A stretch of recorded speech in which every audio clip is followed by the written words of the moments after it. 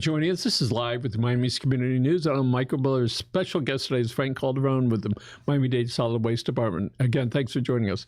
Frank, let's talk about these hurricanes that are off our coast, and we know when they strike, all right, what it's going to do damage to our landscaping, and what should people know about what they should do prior to a hurricane?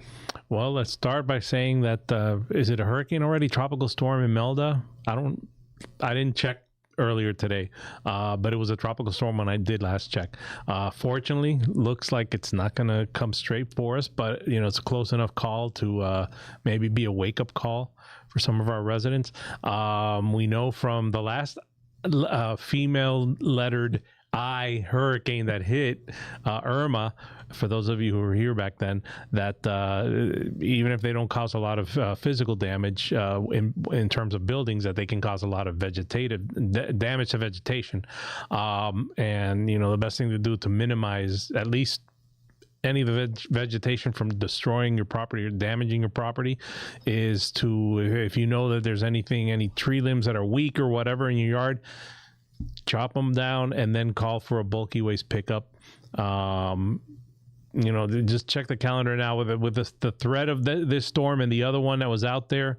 It's quite possible that the bulky waste pickups are booked already for a while, but hopefully there's nothing after those storms and you can get something. You've been around long enough to remember when there would be these huge ficus trees. They would have a root system that was huge. Oh, yeah. But so often it was barely under the ground. It was spread out because they're very shallow. Very shallow. And there's still some of the trees that on public right-of-ways that are very shallow roots. And so it doesn't take much for those things to start to tilt over. Yeah. And so they should look around their house. What trees need to be trimmed, take it. And let's say they've got all this stuff and it's sitting in their yard. They want to move it out to the street for the county to pick it up. What do they do first? Make an appointment first. You can do that by calling 311, or you can visit our website, miamidade.gov/solid waste, and make the appointment online. But you have to have the appointment first. You can only set out the stuff 3 days in advance. So if you do a little bit of planning, you could set the appointment, and then 3 days before is when you can work on it and get it out there. All right, so let's move on to the difference between the term littering, which is historically you're on some vehicle or maybe you're walking and you drop a bag from a grocery store or from a fast food or a cup or something, versus where somebody has a trunk full or a trunk full of stuff and then they dump it on the side of the road. Let's talk about the difference in the penalty for each of those. Sure. Both of them fall under the Florida litter law. Litter, of course, is typically something just small that you can hold in your hand, a cigarette butt, a chewing gum wrapper that you just throw on the ground, or even something like a fast food bag. You just ate fast food in your car and you decide you don't want the bag anymore, so you open the window, toss it out while you're driving, which unfortunately happens quite a bit. Whereas illegal dumping, now you're talking about something that's a little bit more deliberate and not just spur of the moment. This is something where you decide you have an old couch, for example, or an old TV set and you want to get rid of it, and you're like, what do I do? What do I do? What do I do? Instead of calling 311 or checking our website to see what the options are. Some people just go out to places where they've seen other stuff dumped before and figure, okay, I can just dump it here, and they'll push it out the back of the truck and forget about it until, a few days later, somebody comes knocking on their door with a Miami-Dade County Solid Waste Enforcement badge on them, and and then they're like, uh-oh. Yeah, and then they can get a fine, or if they're lucky, it's only a code enforcement officer, not a police officer with handcuffs. And code enforcement, the police do look at it slightly differently if it's a homeowner throwing something out or a commercial business. It depends on the amount. If the amount is large enough, and off the top of my head, I can't tell you where the line is drawn, but if it's large enough, it can be an offense leading to arrest. And as we've discussed so many times, there's 2 or 3 guys that got arrested for dumping stuff. Brothers. 3 brothers. 2 got arrested. The third one got away, left his 2 other brothers hanging dry. I don't know if they, I'm curious. I'm going to follow up and see if they ever found the third brother, but on that case. And that case happened like a year or 2 ago, something like that. But yeah. So those people that illegally dumped that, so they're responsible financially for the removal of that stuff. Yes. and then the disposal and a fine for doing it. Correct. That's what typically what happens is they're compelled to remove the material and they're fined. So now you still stuck with the item you want to get rid of, but now you have to pay a fine, which can start at $250, possibly go up. I don't know for next fiscal year if they're actually going to go up, but I know that the county commission has considered raising the fines again. And there's a possibility that the county could take the vehicle. That's a possibility. The vehicle can be confiscated if there's a vehicle involved, which, well, when you think about it, I don't know too many people that can carry a couch around on their back or an old refrigerator or something like that. But yeah, or, a whole set of tires or something like that. But yeah, the vehicle can be confiscated. And yes, as I mentioned before, you can be arrested and go to jail. So the police department has officers that's their job. That's what they do, yes. So their friends are working on murders. Some of them work on what they call environmental crimes, including illegal dumping. And the folks that dumped that illegal stuff, all right, the furniture and the old tile, I wouldn't be surprised if those are some of the same people that take that oil stuff, they dump it on the side of the road. And maybe. By the way, my hat's off to Commissioner Anthony Rodriguez, who has taken care of horse country. The roads are so clean, all right, really clean, and they have no parking, no dumping signs all over like never before. And I think it's an increased patrol also on the dumping because it's really good. So, Commissioner, Chairman, thank you very much for doing that. So, let's talk about when. All over Dade County, there's a problem with dumping, especially down as when we look down in unincorporated Dade County on the south end, greater Homestead area, or Redland, sometimes people call it, because it looks like you could just dump without a problem, right? But the reality is you're going to get caught. But sooner or later, if you do it, you're going to get caught. So tell us about who's responsible if that down at Homestead, if people dump that on the side of the road. Sometimes the property owner is responsible depending on where it landed. Even though they had nothing to do with it. Unfortunately, it's a little bit tricky. The biggest thing you do to help yourself is the minute you see something, report it. Of course, if you see it happening in progress, don't confront the people, but you can report it as a crime in progress, which means you can call 911. So you can call the emergency number. If it's after the fact, you just see a pile of stuff, call 311 immediately, and then at that point, it's logged into the system as reported as illegal dumping.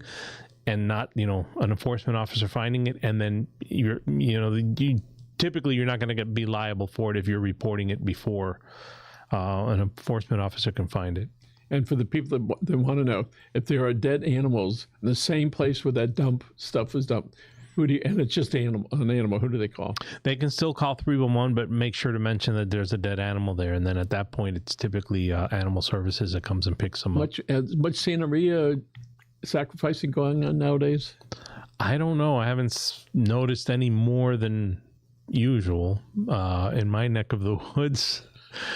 But yeah, I remember a time when that used to be pretty common around the courthouse downtown. I don't know if that's still happening. Was that was a while. That was like in the 80s and 90s. To win some cases, I guess. At least they hope so. I don't know if it worked. We used to cause so much grief.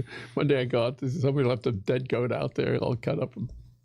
Thanks, one of my buddies, I guess. So again, hurricane season is here. Go through your yard, take care of the landscaping stuff, and while you're at it, look in that old shed in your backyard or underneath your sink. And let's say you got gas, you got oil, you got bottles of chlorine, you got old oil that's just sitting there, and we're all waiting for something to happen. And typically, after a couple of years, maybe we do stuff with it. What should people do with it? I'm glad you mentioned that. Those type of items, household chemical items, should not go with a bulky waste, and they won't take them. But they can go to our 2 home chemical collection centers. One is located in Doral, or the one we call West Dade, on Northwest 58th Street, and the other one is at the South Dade landfill on the same plot of land, the same campus. But we started doing a couple of years ago a series of home chemical home chemical collection mobile events, bringing it into neighborhoods, so it's a little bit more convenient for our residents. These are typically held, different Saturdays throughout the year at different our TRC Trash and Recycling Center locations. We have 13 of them across the county, and we hold them in different ones. And we do have one left for this year, and it's supposed to take place not this coming Saturday, but the Saturday after, October 11th, at the Sunset Kendall, which is the closest to my house. And I've got all this stuff I've been waiting to get rid of, and since that one's close to my house, I'm gonna wait till that day and boom, take it there, and get rid of it properly. So let's talk about some of the marketing that you're doing for those special things. Tell us about that, where people could find it. Well, we do have some ads across town in different places. We do from time to time run ads in community newspapers. We do also have transit ads, either the bus stops or the Metro Rail, or in the bus or on the bus, actually on the exterior of the bus. We also have social media. We actually have somebody who joined our team some time back, and she's done a phenomenal job on social media, on our social media channels, and really, gotten us. Mainly, she does videos. She does a good job with it. And speaking of doing videos, Rochelle, would you put the camera on yourself and say hi to everybody? Oh, there she is. Rochelle, thank you very much. She is also a school teacher down in Florida City. She teaches the kids that need the most help, 3rd, 4th, and 5th grades in math. So thank you for doing that. So, and maybe we could put the website address. It's miamidade.gov/solid waste. Right. So we'll put that up. And I know our logo is hiding in there somewhere. I think it's up there. Yeah. Frank, look how good you look, man. So, so you do social media postings, and people can find it on there. They can follow you. All right. We have our social media accounts listed on the solid waste on our webpage. And people want to know. They've been asking, how long's Frank been with Miami-Dade? With the county since the year 2000. So, I had to make it simple because of the math. So, it's 2025, so 25 years. Congratulations. You pass. Okay. All right. So people also want to know, who takes care of the trash at the parks? That's a good question. That's parks staff, most likely. They probably, I'm guessing their staff cleans up the garbage bags from any trash cans that you see around the parks, take them to one central location, to a dumpster or something, and they typically have a commercial, a private company that comes and picks it up, a contract with the beaches, them. Like Maps and Hammock area. Yeah, the county beaches. Pretty sure it's the same thing there. Okay, so let's discuss a little bit about next year. This is 2025. 26 is going to be here before we know it. We know it's a new budget year. October 1st is a new budget year. So was the department able to get any extra money for projects that you would like to see? That's a good question, but I don't really know the answer. Right. I know unrelated to our budget, a couple of years ago, or a year ago, I think it was last year, at some point, we did get a grant, federal grant, for the purchase of low emission vehicles, about 1.5 million from the EPA. But as far as our budget, as far as new projects, I'm not super well versed in it. Let's talk about recycling. Lots of people have told us what's going on with the recycling department. And so recycling is done in the blue containers, right? Yes. So people are still a little bit confused, but recycling gets picked up every 2 weeks. It's in the blue container, correct. Right? Let's talk about some of the things that can go in that. Sure. Paper, which includes junk mail. And now this time of year, the holidays are coming soon. So even though a lot of things are electronic, people still, I know I do at home, receive catalogs, paper catalogs. Those can go in the blue recycling cart. This isn't really an election year this year, but you get a lot of elections flyers leading up to November typically. Those can also go in recycling. Cardboard, of course, like boxes, that's a highly valued item. When it comes to plastic, the only plastics we accept are plastic bottles, like water, soda bottles, laundry detergent and dishwashing detergent bottles and shampoo bottles, that type of plastic, and yogurt and butter tubs. That's it for plastic. We'll also take glass bottles, and we'll also take cartons like juice, broth, which is a big ingredient for the holidays, milk cartons, and also, last but not least, aluminum and metal cans, food and beverage cans, basically. So if people are not sure what to do, besides they can go look it up, they can put it up on their wall. What do you want them to do if they're not sure? When in doubt, throw it out. Which means it goes in the green. It goes in the green and garbage, yes. Why don't you tell the people, once again, how many garbage cans are picked up, or how many stops there are that you do every week? We have, basically, we have about 350,000 customers where we pick up garbage, and we pick it up twice a week. So 700,000 pickups a week. So about, 700,000 pickups. And that's assuming 700,000 one cart. We have a few, I don't know how many, so I think it's just a few thousand have 2 carts or more. Most people just have 1 cart. So it's about 700, more than 700,000 pickups that we do. That's in a week. Right. Rochelle may be able to help us with that math, but that is a lot of pickups. That is. And so, any job openings right now for truck drivers? I usually check Monday morning so that when I come here, I'm ready. I forgot to do that today. I got tied up in a long meeting today. I wasn't able to check that. I'm not aware of it, but the best way to find out for anybody is just go to miami-dade.gov/jobs, and you'll see not only our jobs, you see all county jobs. So you'll see if we're not hiring for drivers right now, I'm pretty sure there's other departments. I know transit has been looking for drivers for a long time, for example. So and I know you're going to tell us in a second. But for folks to try to imagine the number of stops these drivers do a day, it's unfathomable how many stops. So tell us how many stops and how many cans that might represent. About, when you consider 1 per stop, it's about 1,100 to 1,200. During the day? During the day. They're out there, they make 1,000+ stops. Correct. And most of them are going to be 1 cart. There may be a handful that have 2. But yeah. And the handles, but speaking of that, handles are on the inside? Handles should go facing, if handles and wheels are on the same side, they should go facing towards your house.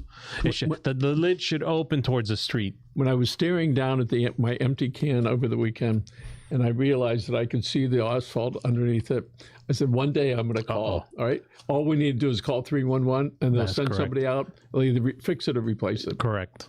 That's a fun job, by the way. Go out, okay, I can use the wheel from this one, and then... Yeah, and they'll do it on the spot. Yeah, and as far as taking, they'll take an old cart that's damaged and maybe like the body of it is cracked, but the lid is still good, the wheels are still good, and they'll take it and they'll clean it and make sure it's serviceable, that it can still be used. If it's damaged, they won't use it. In the small world that it is, I mentioned I saw some ads somewhere in a video about this company. They come out and they will clean your garbage cans. Yes. What are the odds? The guy did a show here. I'm not going to say who it is, all right? He did a show here, all right? And I said, I was thinking about you, man. What? I said, I'm telling you, I was thinking about it. They have over 5,000 customers. They hire this company. They come out. It lifts it up to whatever it is, and they clean these cans, all right? The county is not going to clean them. Your children are not going to clean it, all right? Don't ask your in-laws or your outlaws, all right? Just go, look around and find a guy that will do it. And where I live, it's Mondays and Thursday pickups, but for the most part, every week, it's 2 days a week. Correct. It's either Monday, Thursday service or Tuesday, Friday. And when should people put their garbage cans out? You can put it out the evening before. You should put it out no later than 7 a.m. in the morning, just because, if you're used to hearing the truck driver come by at a certain time, maybe that day he called in sick or she called in sick, and somebody else is doing the route. It's like the ice cream truck. You hear it and you run out. And they might, so they might miss you, and then... And they've started using cameras on those trucks too. I don't know to what extent, how many cameras they have, and like to what extent, and all their filming. I know that they tend to film, the drivers inside. But at some point they're going to be able to see, okay, I put my cart out and my garbage wasn't picked up, and come to find that 9 o'clock the driver passed by your house and there was no cart outside. Okay. So yeah, that's coming. Okay, Thanksgiving is big holiday. $983 million will be spent on just buying turkeys. All right, almost $1 billion plus all the other stuff. Do people ever try to put that what's left over the turkey in the metal container or the aluminum thing, and then they dump it in the recycling thing? I don't know. I imagine it probably happens, but hopefully without the turkey, if it has to happen. That aluminum pan, by the way, is not recyclable in our program, unfortunately. It has to be a can because of the way it's processed, because it's machine processed, basically. And this gives me occasion to remind viewers and who happen to be our customers that yes, we do pick up garbage on Thanksgiving Day. And going back to the people who I didn't put because I didn't hear the driver or whatever my card out until. Put it out at 7 a.m. because there's no traffic on Thanksgiving Day, and you can be sure that they're gonna be early or whatever time you're used to them being at your house. Most likely the drivers will be at your house earlier than usual on that day. So yes, we pick up garbage and recycling on Thanksgiving Day, and obviously the day after. And Christmas is around the corner. We're going to get a lot of boxes. Instead of being at the warehouses, they're going to be in our homes. Do you know, when I get these boxes and I open it up carefully, sometimes, usually because I might have to return it, can't we have a museum with specially made boxes? We can look at this $2 boxes. Cats might like that. and wonder why. But since these big box warehouses store all this stuff, so often we're seeing now we get packages that are not boxed, where you just get it, right? I got a pair of jeans with a plastic thing on, and we just all got used to it. And then there's sometimes all the heavier white stuff. But the market for boxes is huge, because we used to go to the store and it would come in the manufacturer's box, so we didn't need another box. So sometimes, again, it's the manufacturer's box and then the other box. And, God bless these guys that deliver those things, because some of those boxes weigh a truckload. A lot, yeah. All right, so what should people do when they get tired of their Christmas lights? Where do they put them? That goes in garbage. Right, that should not go in the recycling at all. All right.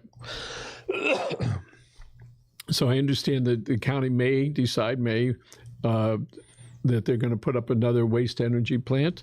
They may decide, but in any case, it's going to be 6 to 10 years, most realistically, from the time where they go, okay, let's rock and roll with that. So during the meantime, they're using some landfills in a couple places.